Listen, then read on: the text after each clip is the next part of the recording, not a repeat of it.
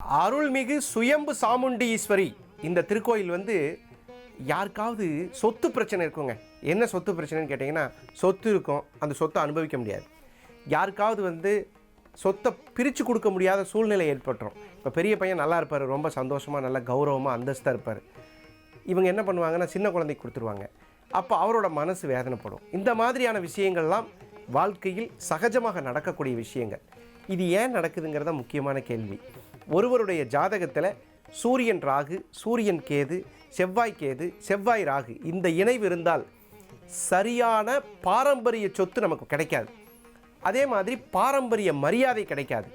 அதே மாதிரி பாரம்பரிய சொந்த பந்தங்களிலிருந்து விடுதலைங்க. சொந்த பந்தம்னு பார்த்தீங்கன்னா நமக்கும் அந்த சொந்த பந்தத்துக்கும் சம்மந்தமே இருக்காது. சொந்த இரத்த பந்தங்களிடம் நெருங்கி பழக மனம் இருந்தும் அதற்கான இயற்கை வழிவிடாமல் இருப்பதற்கு பெயர் தான் இந்த தோஷம்.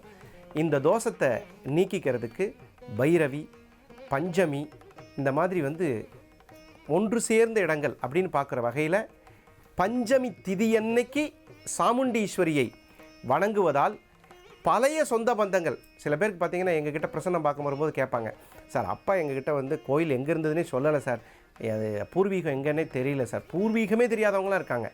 அப்போ இந்த பூர்வீகம்ங்கிற வார்த்தையை யாருக்கெல்லாம் மன அழுத்தத்தோடு, அப்பா இருந்தால் நமக்கு அந்த குலதெய்வத்தை சொல்லியிருப்பார், அப்பா இல்லை, அப்பா தாத்தாவுக்கும் சொல்லலையாம்மா, அம்மா இருப்பாங்க, எங்கடா உங்கள் அப்பா சொல்லவே இல்லைடா, இந்த மாதிரியான மன அழுத்தம். உண்மையாகவே சொல்கிறேங்க, ஒருத்தருக்கு குலதெய்வம் தெரியாமல் வருத்தப்படுறவங்க எல்லாருமே அந்த வேதனையை நேரில் பார்த்தா தான் தெரியும். அந்த வேதனை வந்து ரொம்ப கஷ்டமான விஷயம். அப்போ குலதெய்வம் எங்களுக்கு தெரியல, எங்கே போய் பார்த்தும் வரலை. அப்போ நம்ம என்ன பண்ண முடியும்? அப்போ தாங்க இந்த வரலட்சுமி நோன்பை வந்து பிரசித்தியாக செய்யணுங்கிறது. எல்லோருக்கும் பொதுவானவள் வரலட்சுமி. இத்திருக்கோவில் பெரியாங்குப்பம் ஏரிக்கரையை பார்த்தவாறு தெற்கு நோக்கி ஸ்ரீ சாமுண்டீஸ்வரி அம்மன் அமர்ந்திருக்கிறாள் என்பது தனிச்சிறப்பு. அம்மன் தெற்கு நோக்கி அமர்ந்து காட்சி தருவதால் யமபயம் நீக்கும் சக்தி வாய்ந்த தலமாக விளங்குகிறது. இத்திருக்கோவிலில் மாசி மாதம் 5 நாட்கள் நடைபெறும் திருவிழா மிகவும் பிரசித்தி பெற்றதாகும். 18 கிராமங்கள் ஒன்று கூடி நடத்தும் இந்த திருவிழாவில் வெளி மாநிலங்களில் இருந்தும் சுமார் 5 லட்சத்திற்கும் மேற்பட்ட ஏராளமான பக்தர்கள் கலந்து கொள்வார்கள்.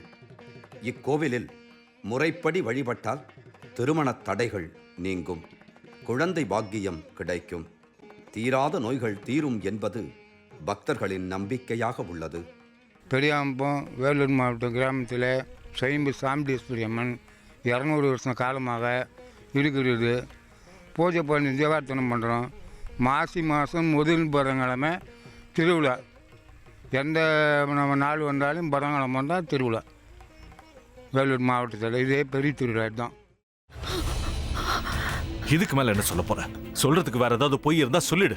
அவ தான் ஏமாத்தி எல்லாத்தையும் என்கிட்ட இருந்து பறிச்சிட்டான்னு பார்த்தா நீயும் இப்போ அதே தான் பண்ணிருக்க.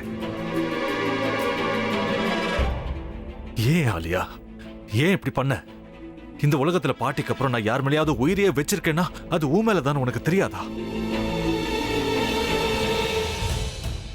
ஏன் இப்படி பண்ண ஆலியா? உனக்கு காசு பணம் அவ்வளவு முக்கியமா போயிடுச்சு. அதுக்காக நம்ம உறவை கூட மறந்துடுவியா?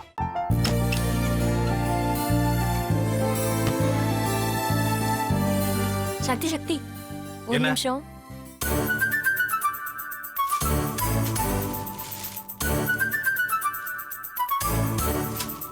இந்தாங்க. என்ன இது? உங்களுக்கு பிடிச்ச பிராண்ட் செப்பல். இது என்ன நான் தலையில வச்சுட்டு தூங்கணுமா? சரி, அதை விடுங்க. இங்க பாத்தீங்களா, டைம் பீஸ். இதோட அலாரம்க்கு தான் நீங்க டெய்லி எந்திரிக்கணும். அதெல்லாம் என் மொபைல்ல இருக்கு. முத்து, முத்து, என்னடி இவன் முத்துன்னு ஒருத்திய உருவாக்கி விட்டான். செல்வியை மறப்பான்னு பார்த்தா எப்ப பார்த்தாலும் முத்து முத்துன்னு கூப்பிட்டு இருக்கான். முத்துவ கூப்பிட மட்டுமா செய்யறான், முத்துவ வச்சு என்னென்னமோ செய்யறான். நாம தான் இளிச்சவாய் மாதிரி வேடிக்கை பார்த்துட்டு இருக்கோம். என்ன முறைச்சு என்ன பிரயோஜனமாயா? உனக்கு வேற குரல் போயிடுச்சு. அடுத்து அவ செல்வியை கூப்பிட்டானா என்ன பண்ண போற? உன்னுடைய விருப்பப்படியே நீ ராமநாத வீட்டு மருமகளா வாழ போற. கண்டிப்பா என்னுடைய ஸ்தானத்திலிருந்து அவன் உன்னை நல்லா பார்த்துக்குவான். அம்மா டேய், அவரை பத்தி தான் உனக்கு தெரியும்ல. அவர் எந்த முடிவு எடுத்தாலும் அதான் ஃபைனல். நம்ம அப்பா வேணுமா வேணாமாங்கிறத நீயே முடிவு பண்ணிக்கோ. வாடா.